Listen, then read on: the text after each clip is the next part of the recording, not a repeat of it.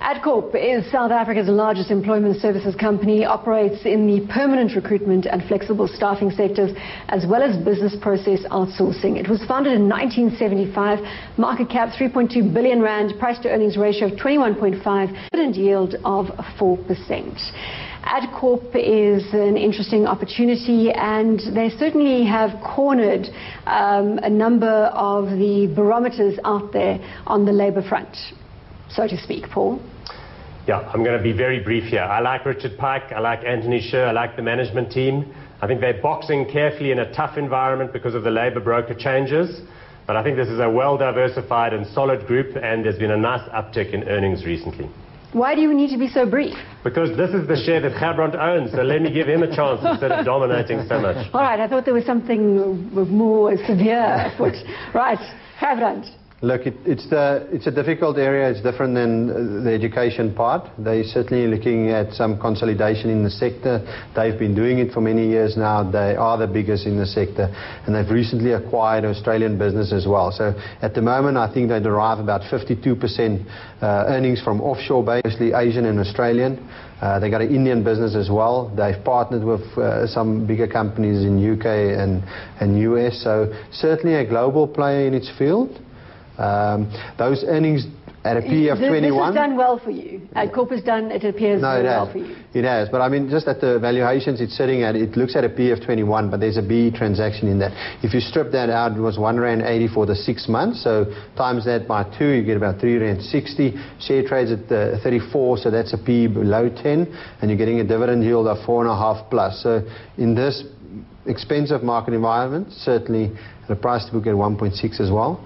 Probably something you want to hold in your portfolio. Well, this sounds interesting. Paul, have we owned it in the hot stocks portfolio? No, or not? We've not. Normally when we've been in this area, we've picked Advotech. But as far as Adcorp is concerned, I think the Australian thing is very notable because, of course, that's an established business. They bought it from a private group of people that have built a very substantial operation. So that now gets added in. Remember, locally they make money both from placements, which is where you get paid a portion of a salary of a high-end person as they go into a workplace, and also that whole labour broking thing. Understand that the law has changed in this country, but all I can say about that is that key corporates that have an extensive outsourced workforce or a big force of workers that kind of fluctuates depending on demand will find ways of organising their affairs. They're talking about master service providers. They're going to have deals on where Adcorp kind of takes a big chunk of the workforce, brings it onto their books, that kind of thing.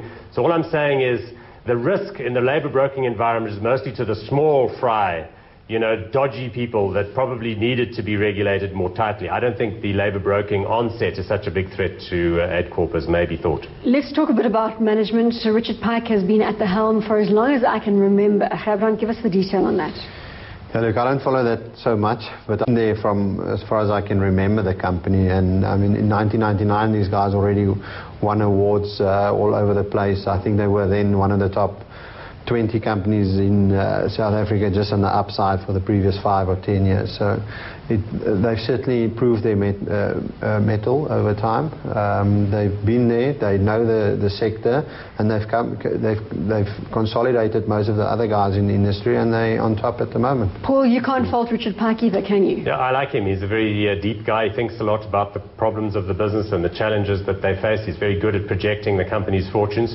And remember, he took over from a rather unsettled period where there was a bit of mudslinging going on after Henry Stahl left. So I think he is a firm hand at the helm. I don't think he's got any plans to be doing anything else.